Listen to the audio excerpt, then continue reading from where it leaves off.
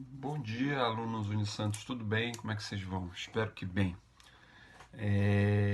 Vamos lá, pessoal. Antes da gente começar, eu queria tratar alguns informes com vocês aí.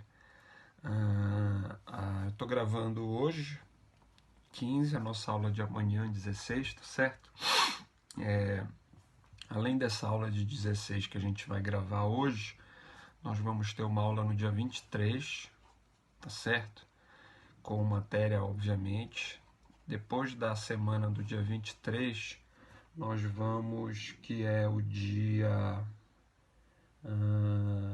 30, no dia 30 de maio, então, matéria hoje do dia 16, depois matéria do dia 23, depois no dia 30 de maio, nós vamos fazer uma revisão para a nossa prova que vai ser no dia 6 de junho, tá certo? Nossa P2, então, vai ser no dia 6 de junho, tá? Então, nós vamos ter matéria ainda hoje, na aula de hoje, no dia 16, e no dia 23. Possivelmente, hoje a gente vai acabar os elementos da ação e do processo. Depois, na nossa próxima aula, a gente vai trabalhar audiência trabalhista e contestação, tá certo? Essa vai ser a matéria final para P2 de vocês, tá certo? Depois da P2, a gente vai conversar como é que a gente vai apresentar aí para as senhoras e para os senhores o restante da matéria, porque aluno meu de processo tem que aula, conteúdo, tá certo? Quero que vocês saiam efetivamente aí dessa disciplina, quem obviamente se aplicar, vocês saiam dessa disciplina efetivamente com um bom cenário, um bom panorama do processo do trabalho. Beleza, pessoal? Então, vamos começar? Eu mandei para vocês um material caprichado. Aliás, o meu material é sempre caprichado, diga-se de passagem, tá? Modéstia à parte. Mandei para vocês um material caprichadinho. Acabei de mandar ainda há pouco o material escrito da aula de amanhã, tá certo? Então, eu espero que vocês nesta aula acompanhem o material que já foi encaminhado, tá? A ementa da nossa aula de hoje é processo, pressupostos processuais, procedimento. Vamos trabalhar aí os tipos de procedimento. E ao final a gente vai trabalhar petição inicial trabalhista.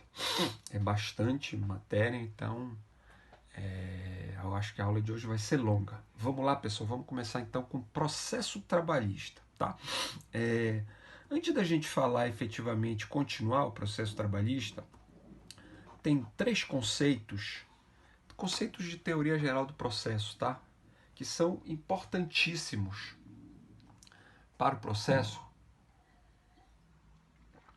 que é para a disciplina de direito processual, que é jurisdição, ação e processo. Esses três conceitos vocês devem, eu acredito que vocês tenham estudado bem na teoria geral do processo e em processo civil. Então, esses três elementos, esses três institutos, são os institutos, digamos assim, são os institutos pilares da disciplina de direito processual. Então, vocês precisam ter noção de jurisdição, ação e processo. Se eu tivesse tempo, a gente poderia desenvolver bem esses conceitos, mas infelizmente esse tempo não existe. Então, eu queria deixar só uma premissa para vocês tentarem compreender. Eu acredito que vocês já saibam bem esses três institutos, mas sempre pensem estes institutos levando-se em consideração a seguinte premissa, a premissa do modelo constitucional de processo. Então, pensem em jurisdição, ação e processo, sempre tendo como moldura a ideia de modelo constitucional de processo, que eu já expliquei em sala de aula, que é o sinônimo daquela ideia de filtragem constitucional que a gente já falou também. Então, é enxergar o processo em palavras singelas, enxergar o processo na moldura do direito constitucional, na moldura da Constituição. compreender o processo como se ele fosse efetivamente moldado pela Constituição, como de fato ele é, tá? Então, sempre pensem nesses institutos levando-se em consideração essa ideia de modelo constitucional. Quando a gente vai desenvolver essa aula aqui de hoje, nós vamos ver que em alguns assuntos eles tocam diretamente a ideia de modelo constitucional de processo. Toda vez que vocês tiverem alguma dúvida em relação ao processo, como é que vocês devem responder, se sim ou se não, sempre pensem esse sim e esse não, levando-se em consideração a ideia do modelo constitucional de processo. Certo, pessoal? Então, vocês vão ver que lá na frente, quando a gente estiver trabalhando emenda da petição inicial, juntada de documento, possibilidade, etc., a gente vai pensar, bom, mas tenho dúvida nisso, vou pensar no modelo constitucional de processo. O que é que o modelo constitucional de processo vai responder para mim na minha dúvida? Beleza, pessoal? Então, vamos lá. Então, quando a gente trabalha em processo, no início do material escrito de vocês aqui, o processo a gente precisa pensar como um vínculo entre aquilo que eu apresento e o resultado dessa minha demanda. Então, aquilo que eu levo para a jurisdição, tá certo? Aquilo que eu levo enquanto demanda, certo? Até o resultado. Então, o processo serve justamente como um veículo que vai transformar esta minha demanda num resultado, tá certo? Pensem a demanda, o ponto A, o início da trajetória, e o resultado, o ponto B. Então, o processo vai ser um instrumento que vai fazer com que o A chegue no B, tá certo? Aí eu até citei aqui, pensei, quando eu estava fazendo esse modelo aqui, essa aula, eu pensei, pô, mas como é que eu vou explicar isso para ele? Bom, pensa singelamente uma espécie de pacote dos Correios. O processo é o pacote, tá certo? Então, é o pacote que leva aquilo que está dentro do pacote, aquilo que vocês querem entregar para alguém, tá certo? Uma carta, um eletrônico. Então, o processo é o pacote que serve para encartar aquela demanda, que é aquele eletrônico, até ele chegar no resultado final, que é o lugar que vocês querem entregar, tá certo? Ou para mandar para alguém, para um parente, etc. Então, o processo é o pacote, é um instrumento que faz com que aquele eletrônico, aquela carta não, carta já passou, né? Aquele eletrônico, aquela encomenda, etc. Carta é duro. Saia do ponto A e vá até o ponto B, tá certo? É um instrumento para que isso se realize. Esse é o processo, tá bom, pessoal? Beleza? Então, esse é o processo. Aí eu apresento para vocês as duas. A doutrina diz que o processo tem duas projeções. Uma projeção interna e uma projeção externa. O processo se materializa por intermédio de duas projeções, a projeção interna e a projeção externa. A projeção externa é a capa desse processo, é o procedimento, é como ele se apresenta de maneira exterior, certo? Então, são aqueles atos que se interligam para chegar no resultado final. Então, a projeção externa desse processo é esse procedimento, que é essa teia que vai da ação proposta até o resultado, tá certo? É a corporificação desses atos reunidos que vão do ponto A até o ponto B. Beleza, pessoal? Essa é a projeção externa do processo, é o procedimento, é como ele se apresenta para os atores e para a sociedade, como a gente enxerga ele, tá? Mas ele não tem só essa capa, essa projeção externa, desculpa. O processo também tem uma projeção interna. A projeção interna do processo são as relações que se formam dentro dele. As relações do autor com o réu, do autor com o juiz, do réu com o juiz, do autor com o perito, do juiz com o perito, compreendendo? Então, toda essa teia interna, essa é a projeção interna do processo, tá? Beleza, pessoal? Então, projeção externa é como a gente enxerga ele do lado de fora, e projeção interna seria as relações que se formam dentro desse processo. Se fosse no corpo humano, seria a projeção externa, minha aparência, e a projeção interna, os órgãos que compõem o meu corpo que estão aqui escondidos e se relacionam, obviamente, daí eu estar vivo e todos vocês estarem vivos. Tá, pessoal? Beleza? Então, vamos lá. Então, explicado, vamos falar então.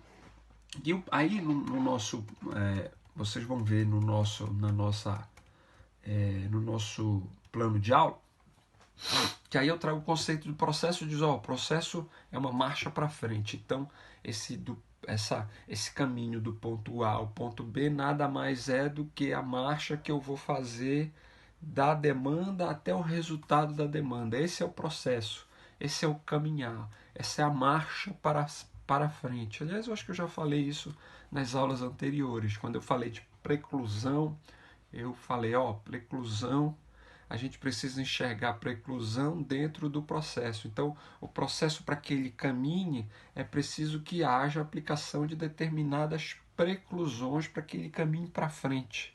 Lembra a ideia de preclusão temporal? Então, eu deixei de praticar um ato, que esse ato precisava ser praticado dentro de um determinado tempo, passou o meu tempo, precluiu temporalmente, tá certo essa expressão? Tá.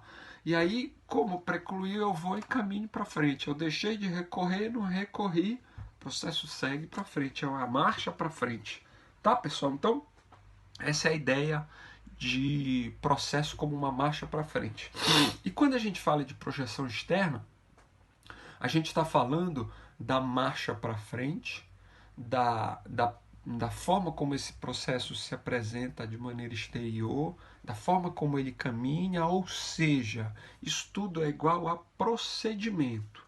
Então, a exteriorização desse processo nada mais é do que o que a gente chama na teoria de processo de procedimento. Tá, pessoal? Beleza? Desculpa. Beleza? Então, procedimento é a forma como esse processo se apresenta de maneira exterior, tá? Muito bem. Para a gente finalizar esses elementos básicos aí de processo, aí a gente precisaria de algumas horas para falar de teoria da relação processual. Como a gente não tem, e como essa é uma disciplina da teoria geral do processo, vocês devem ter estudado na teoria geral do processo diversas teorias que compõem, que desenvolveram a ideia do processo. Teoria que, no início, que não fazia distinção entre o direito material e do processo, teoria concretista, e depois se desenvolveu, se avançou para dizer, olha, a relação de direito material não tem nada a ver com o processo, é a teoria abstrata. Então, uma coisa é a relação de direito material, outra coisa é o processo. Aí depois veio uma teoria que foi chamada de eclética, do Liebman, que a gente já até falou quando a gente falou de condição da ação, para a gente dizer, olha, de fato o direito material é diferente do processo, contudo eles têm uma certa conexão. Se eles estão trabalhando juntos, eles precisam ter uma certa conexão. E essa conexão se dá por intermédio das condições da ação, ou seja, e dos pressupostos processuais, como a gente vai ver lá na frente. Ou seja, são relações distintas, mas eles precisam de uma certa conexão para que eles caminhem. Então, para que o meu processo chegue ao final de maneira adequada, para que o meu processo chegue ao final com um resultado natural, que é o julgamento do mérito, depois a gente vai falar que o resultado natural é quando eu consigo julgar o mérito. O resultado que não é natural é quando esse processo fica pelo meio e é extinto sem julgamento do mérito. Porque o resultado natural que vai levar à entrega da tutela jurisdicional é aquele resultado que analisa o mérito. Se eu ficar pelo caminho, se eu não conseguir levar a minha carta, lembra do pacote? Se essa carta ficar pelo caminho e não chegar no seu destinatário, esse processo vai ser extinto sem julgamento do mérito, que não é o resultado natural desse processo. Tá? Ainda foi além aqui, um pouco além do que estava no meu material. Beleza, pessoal? Então, só para a gente finalizar, eu falei tudo isso para dizer que o processo, a relação processual, ele é diferente da relação de direito material, apesar de eles terem conexões, porque eles precisam caminhar em conjunto, eles têm vínculos. Esses vínculos que os unem não significam que eles são iguais. Não. Processo é uma coisa, a relação de direito material é outra. Até porque o direito material pode se resolver sem a existência do processo. Beleza, pessoal? Tá? Tá. Eu espero que esteja explicado. Então, Agora a gente vai entrar em pressupostos processuais. Caramba, eu já estou em 15 minutos e ainda estou na primeira folha. Vamos lá. Pressupostos processuais. Já que a gente está falando de processo, a gente precisa falar de pressuposto processual. Muito bem. Aqui eu vou falar um negócio para vocês que isso não costuma ser bem tratado pela doutrina, principalmente pelos manuais, mas é bom a gente trazer uma ideia para vocês. Eu vou trazer um conceito para vocês que eu tenho certeza que vai ajudar no pensar do processo daqui para frente. Assim como o modelo constitucional de processo ajuda, esse conceito que eu vou trazer para vocês aqui vai ajudar. Quando a gente, eu espero que vocês tenham trabalhado isso em direito civil, quando a gente estuda ato jurídico, e ato processual é uma espécie de ato jurídico, como a gente já viu lá na frente, certo? Beleza? Então, óbvio que ele tem consequências no mundo jurídico, ele é um ato jurídico, só que ele é da modalidade processual. Beleza? Então, o ato jurídico, assim como o ato processual, ele precisa ser enxergado em 3 vertentes diferentes, em 3 aspectos diferentes, em 3 casinhas diferentes. A primeira casinha, e essas casinhas são interligadas, tá? A primeira casinha é a casinha da existência. A segunda casinha é a casinha da validade. E a terceira casinha é a casinha da eficácia, tá? Então, vamos afastar a ideia de casinha, vamos pensar a ideia da escada. O primeiro degrau da escada é a existência.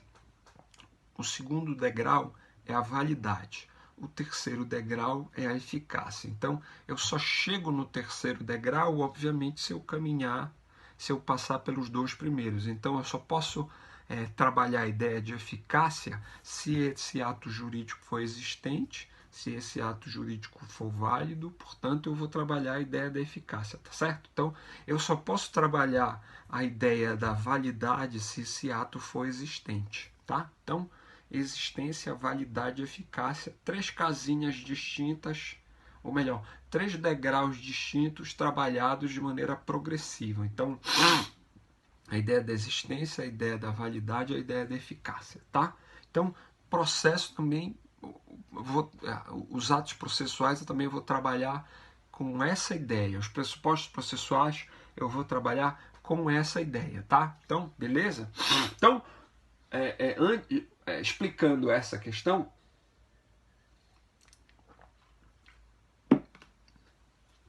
voltando aqui na última parte aqui do nosso plano, o processo para que ele chegue ao final, para que eu chegue do ponto A até o ponto B, é preciso que eu preencha o que a gente chama de pressuposto processual, que a parte preencha os pressupostos processuais. Assim como ela deve preencher as condições da ação, que a gente já viu antes, ela precisa preencher os pressupostos processuais.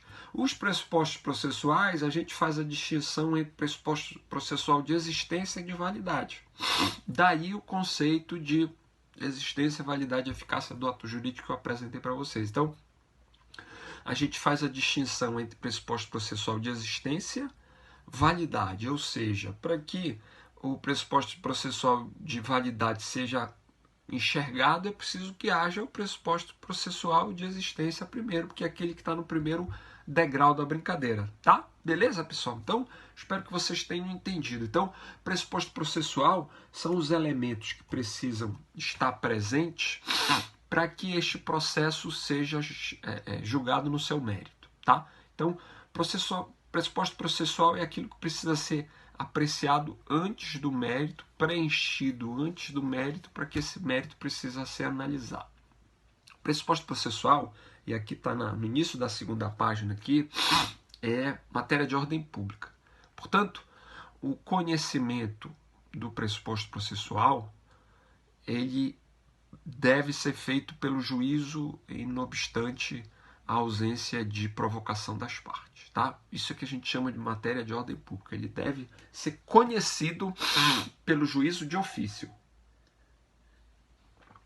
tá? Beleza, pessoal? Então, pressuposto processual conhecido de ofício porque é matéria de ordem pública, tá? Muito bem. O processo, a legislação processual não faz a distinção entre pressuposto processual de existência e de validade, como a gente vai ver. Mas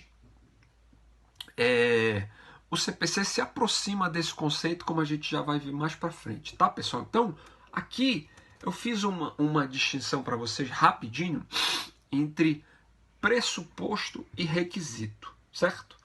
Pressuposto é a existência, requisito é a validade. Pressuposto é o que eu vou analisar se esse ato existe ou não, e requisito eu vou analisar a validade de um ato que eu já dei por existente, tá? Os pressupostos processuais eles chegaram próximo dessa distinção, como a gente vai ver mais na frente, tá, pessoal? Então, pressuposto é aquilo que está, né, relacionado com a existência, e requisito é aquilo que está relacionado com a validade. O CPC não fez essa distinção, a doutrina processual, parte dela fez, então a gente não vai trabalhar pressuposto e requisito. A gente vai trabalhar pressuposto, a gente vai ver mais na frente, de constituição e desenvolvimento válido. O pressuposto de constituição está relacionado à existência. O pressuposto de desenvolvimento válido está relacionado à validade. Daí as três esferas que a gente viu. Tá? Deu para entender ou não? Eu espero que sim. Tá? Então, ó, a gente vai ver, ó, eu cito lá o artigo 485 do CPC, pessoal. Diz, vamos lá, acompanhem comigo. 485 do CPC, obviamente, aplicado ao processo do trabalho. O juiz não resolverá o mérito quando? Não resolverá o mérito quando? Verificar a ausência de pressupostos de constituição, ou seja, constituição igual a existência, e desenvolvimento válido e regulado processo igual validade. Entenderam?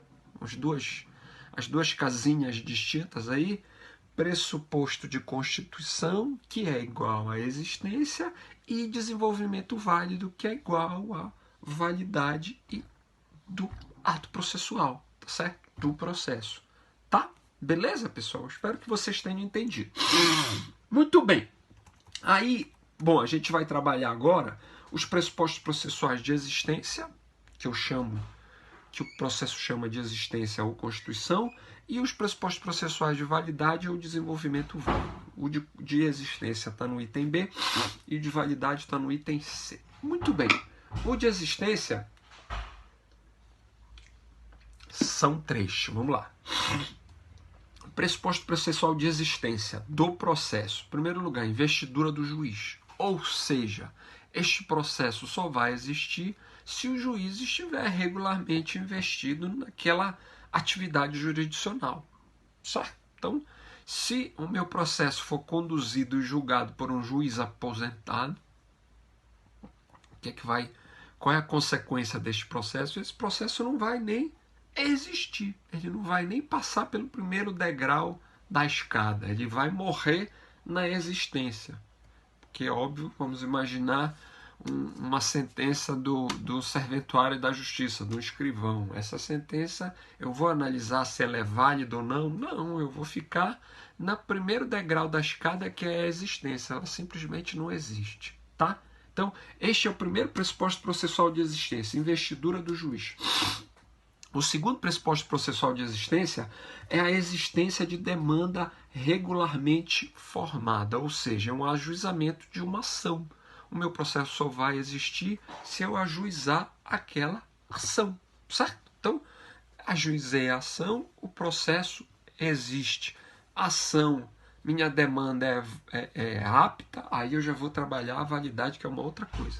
Mas aí, por enquanto a gente está na existência. Então, apresentei a minha ação, certo? Existência de ação regularmente formada. Ajuizamento por meio da petição inicial, que a gente vai ver lá na frente.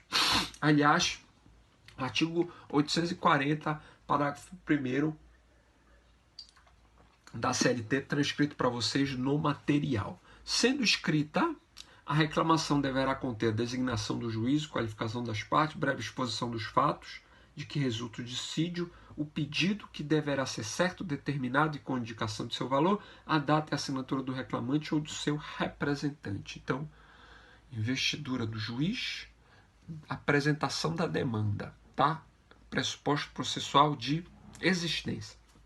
Último pressuposto processual de existência, a gente já viu anteriormente, que é a capacidade de ser parte. Lembre que a gente viu a distinção entre a capacidade de ser parte e a capacidade de estar em juízo. A capacidade de ser parte é a personalidade civil. Qualquer pessoa tem a capacidade de ser parte. Esta capacidade ela está completamente preenchida se ela não precisar nem de assistência nem de representação. Esta última é a capacidade de estar em juízo. Ela pode estar em juízo plena, falando por ela, em nome dela, etc. Já a capacidade de ser parte, qualquer pessoa com personalidade pode ser parte em juízo, certo? Tá? Aí, se esta capacidade não tiver, se ela não for full, ela não estiver completamente preenchida, ela vai precisar de assistência ou de representação. Beleza, pessoal? Tá? Então, pressuposto de existência, a capacidade de ser parte, a capacidade de estar em juízo, que é igual à personalidade civil. Qualquer pessoa física ou jurídica tem a capacidade de ser parte, tá? Certo? Beleza, pessoal? Muito bem. Vamos lá, pressuposto processual de validade ou desenvolvimento válido. E aí é um pouco mais... E aí tem mais hipóteses, tá? De validade ou desenvolvimento válido. Muito bem, tá? Então, primeiro elemento, o primeiro pressuposto de validade ou desenvolvimento válido. Competência. Para o processo se desenvolver, é necessário que a jurisdição tenha competência, tá? E é competência em razão da matéria, a competência absoluta, a competência para julgar aquela demanda, certo? Então, para que esse processo seja válido, ele já existe, mas para que ele seja válido é preciso que aquele juiz investido naquela jurisdição tenha competência material para julgar aquela demanda, sob pena de ser reconhecida a incompetência absoluta deste processo e ele ser extinto sem julgamento do mérito. Certo, pessoal? Muito bem, tá? Ele vai existir, mas ele vai ser inválido ou nulo, certo? Viu a diferença da existência da validade? Naquele primeiro, o juiz não tem jurisdição. Então esse processo nem existe. Neste ele tem jurisdição, mas não para aquela causa, tá? Então não existe competência material para julgar aquela causa. Pressuposto processual de desenvolvimento válido. O outro pressuposto processual de desenvolvimento válido, esse é muito interessante. Esse trata do impedimento e da suspeição. Eu acho que vocês já estudaram isso no CPC, está lá no artigo 144 e 145. Isso está previsto também na CLT no artigo 801, mas a sistemática do CPC de impedimento e suspeição ela é muito mais ampla. Daí o processo do trabalho se utiliza de maneira, lembram da subsidiariedade? Lembram? Espero que sim, tá? A gente estudou isso bastante para nossa a outra prova, tá? Então, como o regramento é incompleto do artigo 801 de impedimento e suspeição da CLT, a CLT se aproveita do 144 e 145 do CPC, que tratam da ideia de impedimento e suspeição. Toda vez que eu falo de impedimento, que está no 144, o impedimento é um elemento objetivo que impede aquele juiz de julgar a causa. Qual é o elemento objetivo? É esse juiz, por exemplo, se tiver um parente como advogado naquela causa que ele está julgando. Esse juiz é impedido. Esse juiz, se já tiver advogado nesta mesma ação, já tiver sido advogado e aí, por alguma razão, ele se transformou em magistrado, obviamente que ele não pode julgar uma ação em que ele já funcionou como advogado. Nesta ação funciona algum parente dele até o 3º grau. Este juiz não pode analisar esta demanda porque ele é impedido, ou seja, é um elemento que se analisa objetivamente, é um impedimento. A suspeição é um elemento subjetivo, por quê? Porque a suspeição está relacionada a um vínculo, via de regra, um vínculo de amizade ou de inimizade com qualquer das partes, certo? Então, este juiz tem uma inimizade, tem uma amizade íntima com uma das partes, esse juiz ele é suspeito, certo? É um elemento subjetivo, não é um elemento objetivo do impedimento, mais fácil de se vislumbrar para ver, ó, esse cara é parente, ou ele não é, ele foi advogado, ele não foi, a mulher dele é advogada, não é? Então, aqui é uma relação, digamos assim, subjetiva, via de regra envolve sentimento, amizade e inimizade, tá? As exceções de suspeição e impedimento a gente vai falar mais na frente. Por enquanto a gente está trabalhando isso como pressuposto de desenvolvimento válido. Então, para que este processo se desenvolva validamente, é preciso que haja a ideia de imparcialidade. Está no item 2 aí do material de vocês. Tá, pessoal? Além disso, nós temos que ter a petição inicial apta.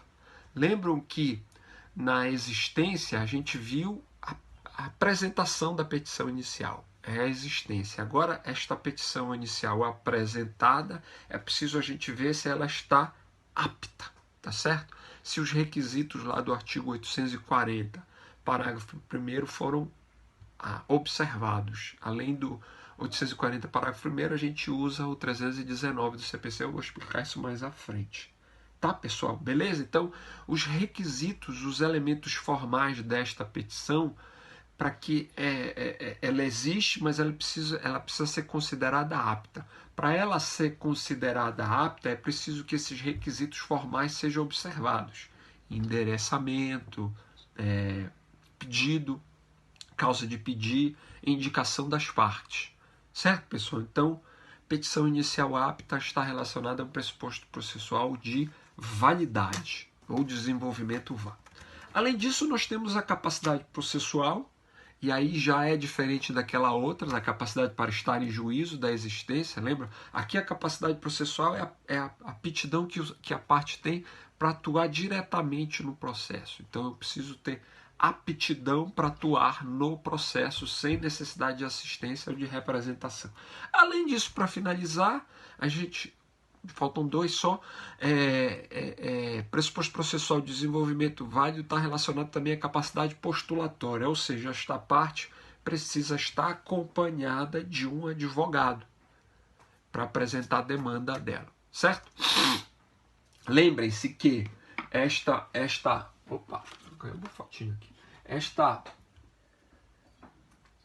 no processo do trabalho existe a prerrogativa do jus postulante, que a gente já trabalhou em aulas anteriores, não vou falar de novo, inclusive lembrem da súmula do TST que fala do jus postulante, etc. Tá, pessoal? Beleza? Então, para finalizar, citação válida, é o último do pressuposto de desenvolvimento válido do processo. Para que esse processo se desenvolva validamente, é preciso que haja a citação válida e que se forme a relação processual por completo. Ela só vai se formar com a citação válida do demandado. Beleza, pessoal? Muito bem. Para finalizar, estes pressupostos processuais de existência e desenvolvimento válido, além disso, existe o que a gente chama de pressuposto processual negativo.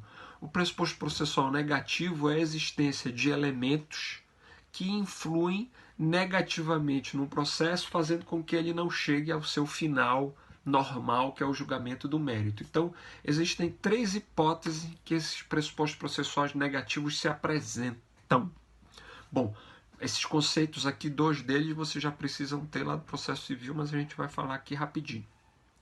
Litispendência, coisa julgada e perempção, tá?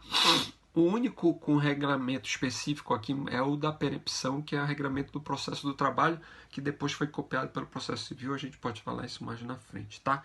Mas, primeiro, litispendência é um conceito de processo, de teoria geral do processo, ou seja, litispendência, como o próprio nome diz, eu acho que eu já falei isso em aulas anteriores, se existe uma lide pendente, eu não posso apresentar outra igual, certo? Então, em outras palavras, eu não posso apresentar uma demanda posterior igual a uma anterior que está sendo julgada, que está na litispendência, ou seja, uma demanda igual partes, pedido e causa de pedido. São esses três elementos, tá? Certo? Esses três elementos aqui que formam a identidade de uma ação. Então, eu não posso apresentar uma ação igual com parte causa de pedir e pedido se esta ação já está sendo julgada. Daí a litispendência, daí a extinção sem julgamento do mérito, daí a ideia de pressuposto processual negativo. Assim como a litispendente também afasta, motivo, forma o conceito de pressuposto processual negativo, a coisa julgada também o faz. Ou seja, se tem uma demanda que já foi julgada, eu não posso apresentar outra depois igual àquela coisa julgada que já se apresentou, que inclusive era uma lide pendente e depois se transformou em coisa julgada. Então, se já existe uma coisa julgada formal, se já existe uma coisa julgada material com a análise do mérito, eu não posso apresentar uma outra demanda igual a essa que já foi objeto de coisa julgada. Daí a configuração de mais um pressuposto processual negativo. Certo, pessoal? Muito bem? Muito bem. Vamos em frente. Ih, rapaz, hoje o negócio vai ser longo, hein? Perempção. Este é um conceito bem específico do processo do trabalho. Perempção está lá no artigo, acompanhe comigo, 732 da CLT.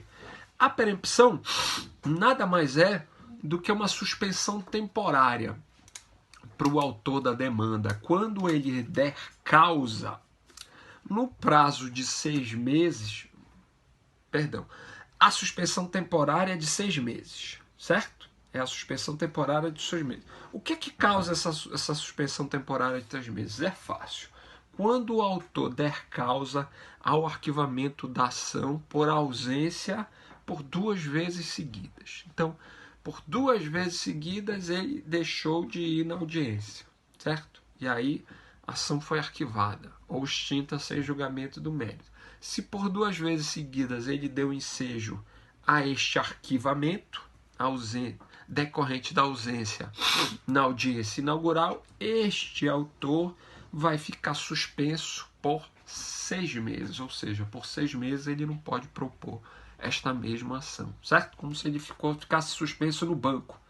Não sei se vocês conhecem um esporte não muito comum no Brasil, mas, por exemplo, nos jogos de hóquei sobre o gelo, o cidadão que pratica um certo número de faltas, ele leva um gancho, uma suspensão, ele fica sentadinho no banco lá por alguns minutos, depois ele é liberado para voltar a jogar. É mais ou menos o que acontece aqui na perempção. O cidadão fica no banco lá, deu causa a 2 arquivamentos, ele fica no banco esperando, sentadinho no banco, não pode entrar em jogo por 6 meses, certo? Beleza, pessoal? Esta é a perempção no processo do trabalho, que tem um regramento também no processo civil que acabou se inspirando no processo do trabalho, mas eu não vou explicar porque é processo civil, tá? Vamos lá no processo civil, a gente não tem tempo de falar nisso. Muito bem, vamos falar de procedimento agora. Depois de procedimento, acho que a gente vai falar de petição inicial, isso, procedimento, depois petição inicial. Mais de 2 horinhas a gente acaba, tô brincando. 1 hora e pouco a gente acaba. Ó, no processo do trabalho, já falei de procedimento, sequência de atos, etc. Processo do trabalho, o procedimento ele é dividido em 2 troncos. Ele tem 2 troncos, 2 ramificações. A primeira ramificação é chamada de procedimento especial. A segunda ramificação é chamada de procedimento comum. Vou explicar primeiro o especial, que é mais fácil. O procedimento especial são procedimentos que têm características legais específicas. Então, são procedimentos no processo do trabalho que o diferenciam do regular, do usual. Ou seja, ele tem características específicas que os distinguem do procedimento comum. Ações específicas, procedimentos específicos, com regramentos específicos, daí serem chamados de especiais. Exemplo, dissídio coletivo, ação de cumprimento, ação de consignação e pagamento, inquérito para apuração de falta grave, etc. Alguns desses a gente vai falar mais na frente, tá? Inclusive no processo 2. Quando a gente fala de, por exemplo, ação de consignação e pagamento no processo do trabalho, tem características específicas, tem um rito específico que envolve, inclusive, depósito de dinheiro. Ou seja, quando sai do regular, eu o enquadro como procedimento especial. Tudo que não for procedimento especial vai ser procedimento comum, certo? que é o que a gente vai ver agora. O procedimento comum, ele é dividido em 3. Esse tronco é dividido em 3 galhos, digamos assim. O tronco dessa árvore é dividido em 3 galhos. O primeiro galho é o ordinário. É o procedimento comum ordinário, que é a régua. É o procedimento padrão do processo do trabalho. Depois do ordinário tem o sumaríssimo e o sumário. Ou sumário e sumaríssimo, a gente vai explicar todos eles. Tá, pessoal? Então, o ordinário, sumaríssimo e sumário. O procedimento ordinário, como eu falei para vocês, é o comum. É o procedimento padrão, é o procedimento mais completo do processo do trabalho, tá? O procedimento comum, ele é usado para ações que excedam 40 salários mínimos, certo? Então, todas as ações que excedam 40 salários mínimos eu chamo de procedimento comum. Tudo aquilo que exceder 40 vai ser procedimento comum. Salário mínimo em relação ao valor da causa, certo? Valor da causa acima de 40 vai ser procedimento comum. Certo, pessoal? Muito bem? Então, este é o mais complexo, é o que serve de modelo para todos os outros procedimentos. Além disso, nós temos o procedimento sumaríssimo. Isso é interessante. O procedimento sumaríssimo é aquele que vai acima de 2 salários mínimos como valor da causa até 40. É um intervalo de 2,1 ou de 2, alguma coisa até 40 salários mínimos. Este intervalo é do procedimento sumaríssimo. O procedimento sumaríssimo ele foi previsto numa lei de 2000, é a 9957. Eu vou falar algumas peculiaridades para vocês aqui. Eu vou fazer um panorama geral, acompanhem comigo. Eu escrevi peculiaridades do procedimento sumaríssimo. Olha só. O procedimento sumaríssimo, por exemplo, não pode ter administração pública direta ou indireta como parte. Nem autor e réu. Não pode. No procedimento sumaríssimo, os pedidos têm que ser certos, determinados e indicar o valor correspondente. Aliás, esta mudança do procedimento sumaríssimo foi aplicada posteriormente para todos os procedimentos no processo do trabalho. Então, hoje, até o rito comum precisa de valor da causa, certo? Valor certo e determinado, tá? Beleza? Só que isso foi previsto aqui no procedimento sumaríssimo, inicialmente numa mudança de 2000. Então, no procedimento sumaríssimo, os valores precisam ser certos, determinados e indicar, os pedidos precisam ser certos, determinados e indicar o valor correspondente. O procedimento sumaríssimo, eu esqueci de dizer, está no artigo 852A até a letra I. A até a I. Aí são essas peculiaridades que eu estou apresentando para vocês aqui, são as peculiaridades que estão na lei. Por exemplo, do valor certo, está lá no artigo 852B1 da CLT. Beleza, pessoal? Tá? Então, procedimento sumaríssimo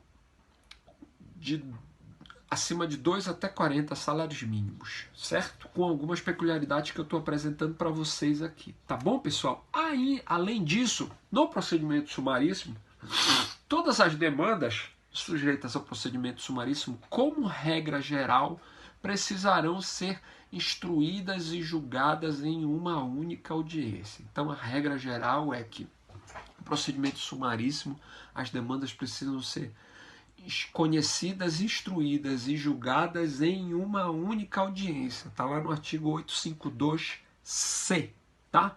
Além disso, no processo sumaríssimo, o processo precisa ser julgado em até 15 dias. Está lá no artigo 852B3. Além disso, no procedimento sumaríssimo, todos os incidentes e exceções precisam ser decididas de plano em audiência, certo? Exceção de impedimento e suspeição, por exemplo, tem que ser decidido de plano em audiência, tá? Além disso, no procedimento sumaríssimo, como regra geral, todas as provas precisam ser produzidas em audiência, está lá no artigo 852H. Todos os documentos apresentados no procedimento sumaríssimo, salvo motivo, como está na lei, salvo motivo de absoluta impossibilidade, a critério do juiz, certo? A parte contrária precisa se manifestar em audiência. Então, o autor chega na audiência com 10 documentos que foram encartados na petição inicial. Estes documentos vão precisar ser analisados pela outra parte em audiência. Ela precisa se manifestar sobre esses documentos em audiência. Se na petição inicial constar 5.000 documentos, aí o juiz vai perceber que é impossível se analisar a outra parte se manifestar individualmente sobre 5.000 documentos. Então, o juiz, verificando a absoluta impossibilidade de resolver isso em audiência, ele vai dar prazo para a outra parte se manifestar em audiência. Portanto, esta ação deixa de ser resolvida naquela audiência por absoluta impossibilidade, é o que diz a lei. Certo, pessoal? Beleza? Prova técnica. Aí a prova técnica é uma exceção, por isso que eu estava falando de regra geral. Se exigir prova técnica, obviamente que esta ação não vai poder ser resolvida em audiência. Vamos imaginar o pedido de insalubridade, periculosidade, lá como diz o artigo 191, 192 da CLT. Se houver esse tipo de pedido, isso não pode ser resolvido em audiência, porque é necessária a prova técnica para julgar esse tipo de pedido. Certo? Tá, pessoal? Deu para entender o que é o sumaríssimo? Então, o sumaríssimo, a característica mais importante do sumaríssimo é que tem que ser julgado, conhecido e julgado em audiência. Tá? Beleza, vamos lá. Petição inicial. Próximo item e último da nossa... o último, petição inicial. Petição inicial, requisitos e inépcia da petição inicial. Pedidos, uau. Vamos lá. Petição inicial. Eu já falei sobre petição inicial aqui rapidinho, mas vou falar de novo. Vamos desenvolver um pouco melhor. Muito bem. Petição inicial é o desenvolvimento, é a materialização da minha ação. É a materialização do meu processo. É a materialização da minha demanda. É a materialização do meu pleito jurisdicional. Petição inicial, é o ato que inaugura o processo, certo? É a petição inicial. A petição inicial é que vai efetivamente dar corpo à demanda. A petição inicial, os requisitos da petição inicial, eu já falei, estão lá no 840, parágrafo 1º. Já citei para vocês, citei de novo aqui no meu material. Na petição inicial eu vou definir os sujeitos da minha lide, eu vou definir o pedido, eu vou definir a minha causa de pedir, certo? Beleza, pessoal? Petição inicial existente, pressuposto processual de existência, pressuposto processual de validade e a petição inicial apta. Existe, foi apresentada, pressuposto processual de existência, pressuposto processual de validade, de desenvolvimento válido, é petição inicial apta, ou seja, observando todos os elementos formais que estão lá no artigo 840, parágrafo 1º da CLT. Tá, pessoal? Beleza? Então, certo? Então, artigo 840, parágrafo 1º, define os elementos que formam a minha petição inicial. Tá? Muito bem? Muito bem. O que eu vou falar mais? Quando a jurisdição, vamos lá, dar um conceito aqui do processo civil. A minha petição inicial ela vai delimitar a moldura do meu pleito.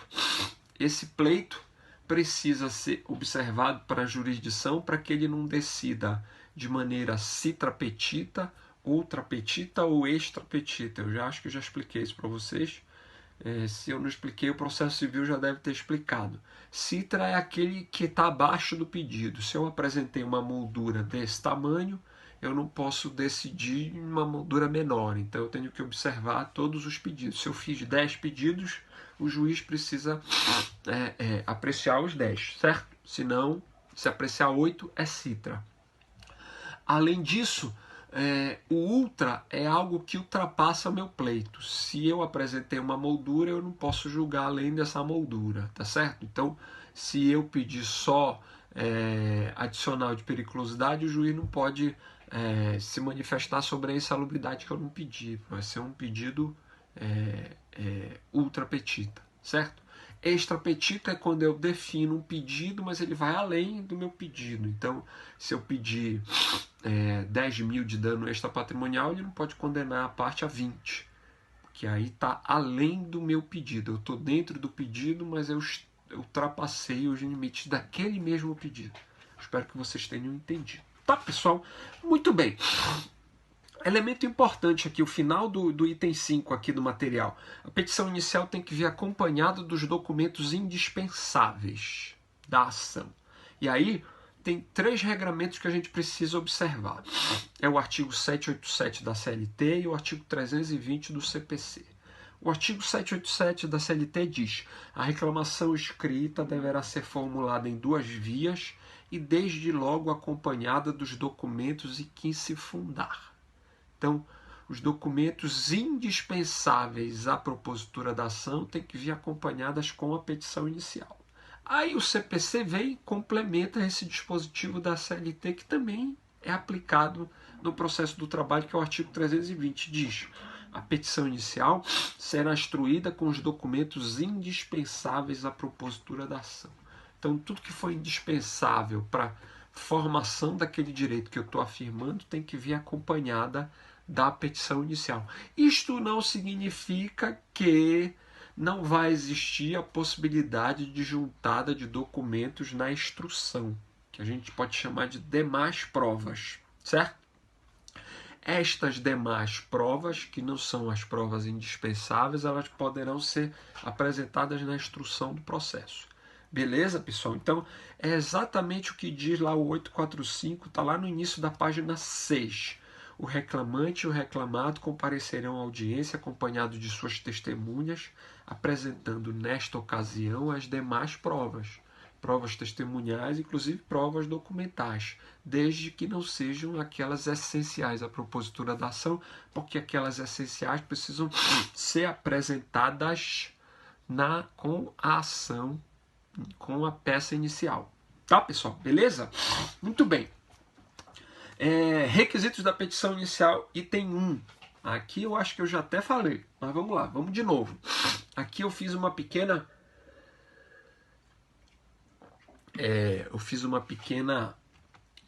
fiz um quadrinho aqui para vocês. Ó.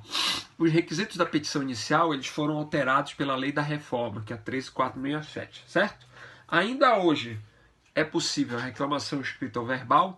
Verbal hoje cada vez mais incomum, tá? Como requisito da petição inicial, tem 6 itens aqui que eu vou ler para vocês rapidinho. Eu preciso apresentar, designar a autoridade judiciária, que eu vou dirigir a minha petição, é o chamado endereçamento. Eu preciso qualificar as partes. Eu preciso apresentar uma breve exposição de fato, certo? De que resulte o conflito, certo? A exposição fática é a chamada causa de pedir, certo? Na exposição fática eu vou apresentar a causa de pedir, próxima e remota, que eu já expliquei em aulas anteriores, vão lá procurar, tá? Além disso, desta causa de pedir vão ocasionar pedidos decorrentes dessa minha causa de pedir. Além dos pedidos, existem os requerimentos e no final a data e a assinatura. Eu faço uma distinção fácil entre pedido e requerimento. Pedido é o que está relacionado ao meu pleito, à minha demanda, certo? É aquilo que eu vou pedir na minha entrega jurisdicional. Declaração, condenação, pagamento, dinheiro, férias, etc.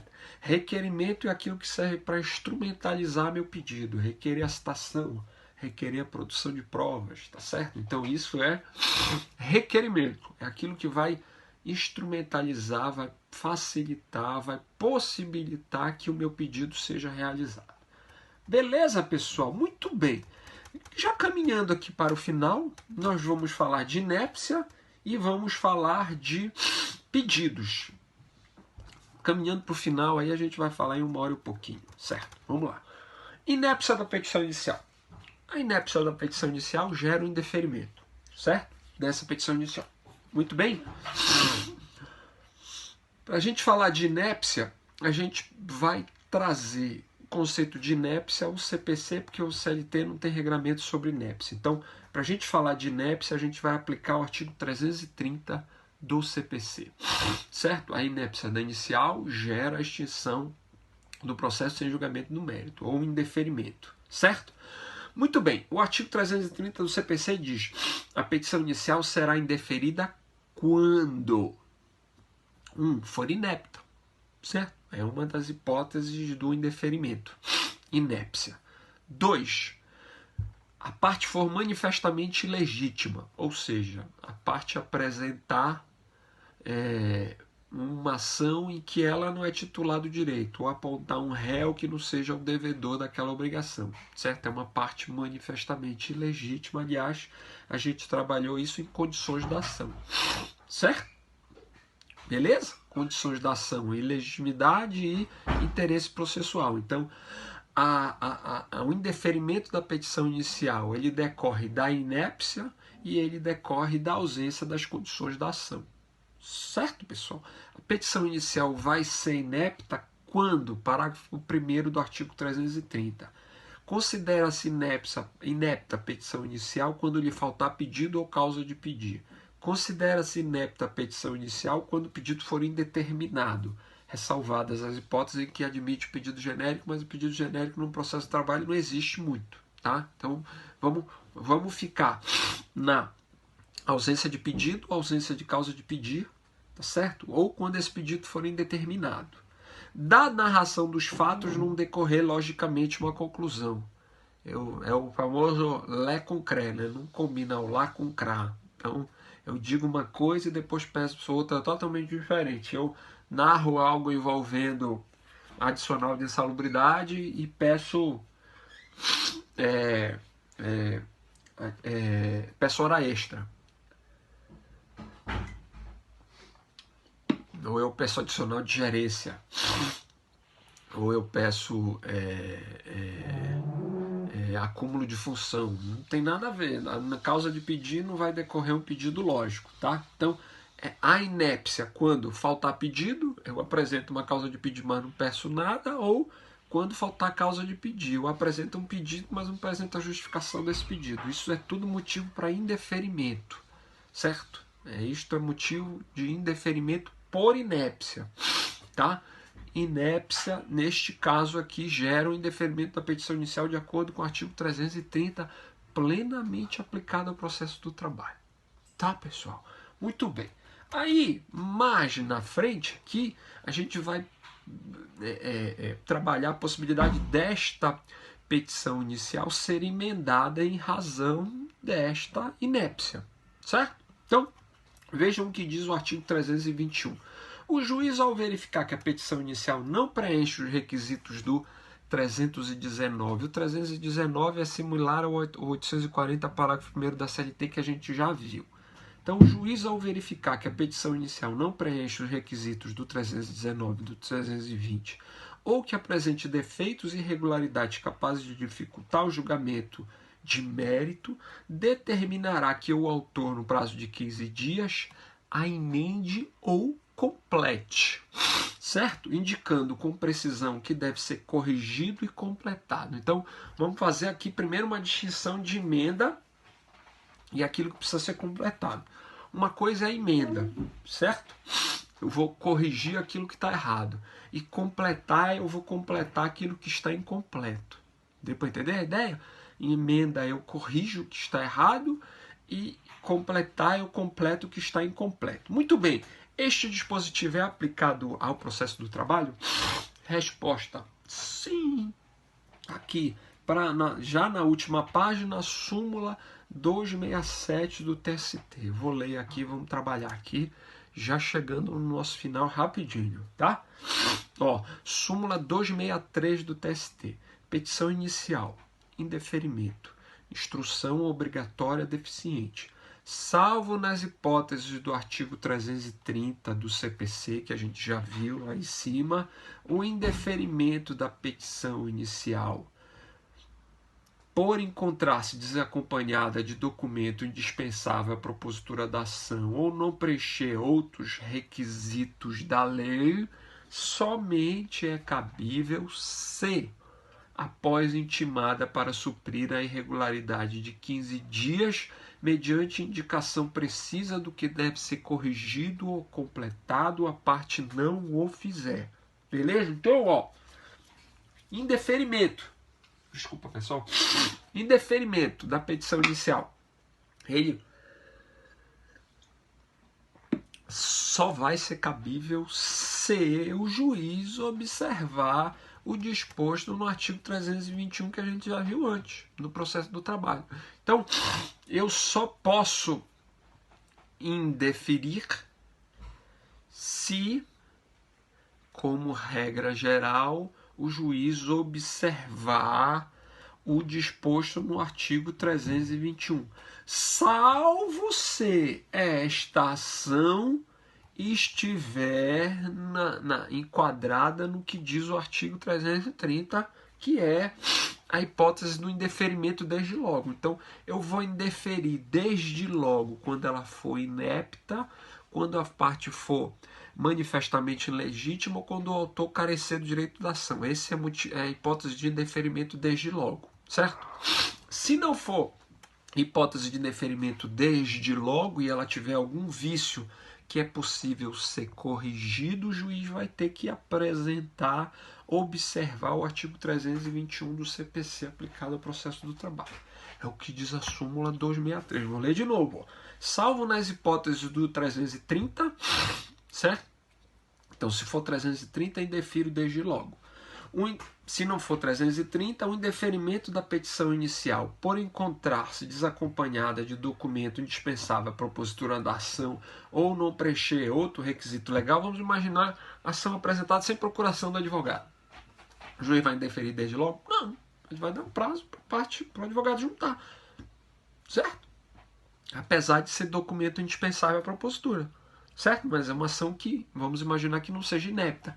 Tem pedido, tem causa de pedir, é a parte legítima, uma ação ok. Só que faltou juntar a procuração. Certo, pessoal?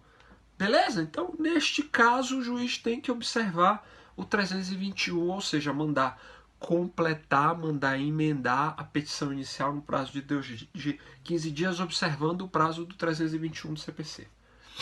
Ufa, espero que vocês tenham entendido. Muito bem. Pedidos. E aí, quando eu falo disso aqui, emenda da petição inicial, eu preciso pensar no modelo constitucional do processo. Qual é a finalidade do processo? A finalidade do processo é alcançar o resultado final, a entrega do mérito. Certo? É para isso que o processo foi concebido. Então, para que isso aconteça, é preciso que o processo caminhe até o final. Então, eu não vou usar do excesso de formalismo para deixar com que esse processo chegue no seu resultado final natural. Modelo constitucional de processo. Tá, pessoal? Beleza? Para finalizar, pedido. Pedido tem que ser certo, regra geral, certo, determinado, com valor individualizado. Certo? Pedidos que não atendam este requisito, eles vão ser extintos sem julgamento do mérito, observado... eu pensei que eu não fosse espirrar, mas acho que eu não vou conseguir. Observado a súmula 263 do TST. Aliás, o artigo 840, lá no parágrafo...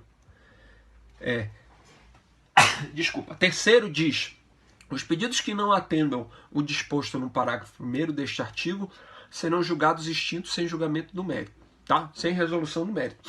Tá, pessoal? Então... caramba. Artigo 840, parágrafo 3º. Pedidos que não atendam o artigo 840, parágrafo 1º, serão extintos sem julgamento do mérito, observado as regras da súmula 263. Muito bem. Acumulação de pedidos. É admitida a acumulação de pedidos... caramba. Desculpa, no processo do trabalho? Resposta: sim. Certo? Aliás, o processo do trabalho ele é naturalmente com diversos pedidos acumulados. A parte pede hora extra, adicional de periculosidade, dano moral,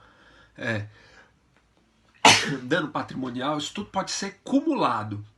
Esta acumulação a gente chama de acumulação simples de pedido. Quando a gente fala de cumulação simples de pedido, a gente está falando de pedidos que podem ser apresentados unicamente numa determinada demanda. Ou seja, um pedido não prejudica o outro. Cada pedido tem um universo diferente, certo? Pedido de dano moral extrapatrimonial tem uma causa de pedir e um pedido específico. Pedido de adicional de periculosidade tem uma causa de pedir e um pedido específico, tá? Isso é o que a gente chama de cumulação simples de pedido. Além disso, nós temos pedidos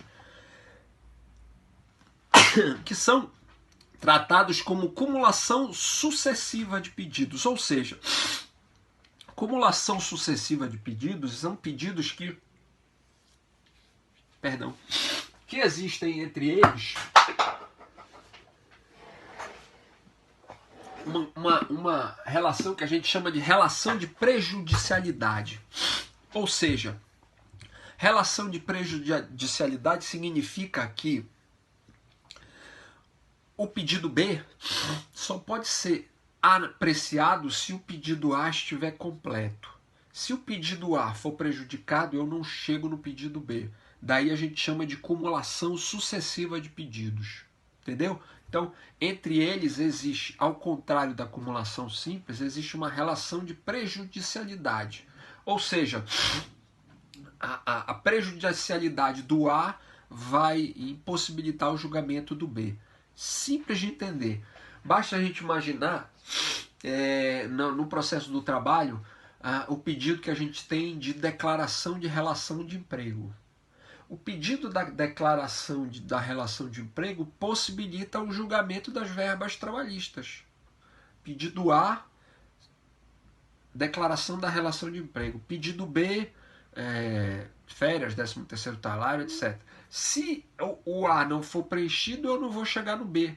Se não for declarada essa relação de emprego, eu não posso pedir verbas trabalhistas.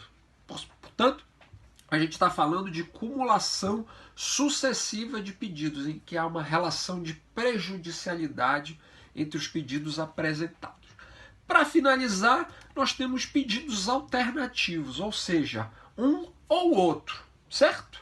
Está lá no 326, parágrafo único do CPC. É lícito formular mais de um pedido alternativamente para que o juiz acolha um deles. Exemplo clássico no processo do trabalho. Ou adicional de insalubridade ou adicional de periculosidade. Eu não posso pedir os dois em conjunto porque tem uma vedação legal. Certo? Ou um ou outro. Pedido alternativo. É diferente de pedido sucessivo. Pedido sucessivo existe uma relação de prejudicialidade entre eles. Eu só chego no B se eu preencher o A. Já o pedido alternativo é A ou B. Certo, pessoal? Muito bem, é isso. Desculpa novamente aí pela alergia, tá certo? Eu espero ter preenchido aí, conseguido passar para vocês o que a gente precisava passar. Matéria completa. Na próxima aula nós vamos trabalhar audiência e resposta. Bastante matéria para vocês estudarem, tá? Obviamente essa matéria vai cair na prova, portanto, estudem e complementem com o estudo da doutrina se vocês acharem necessário. Eu acho necessário, desde logo vou dizendo para vocês. Então, já indiquei alguns livros, se vocês quiserem complementar o estudo com o que eu apresentei para vocês aqui, buscando os livros, por favor, fiquem à vontade, aliás, façam isso, certo? Beleza, pessoal? Então é isso, muito obrigado. Até amanhã no nosso fórum. Até logo.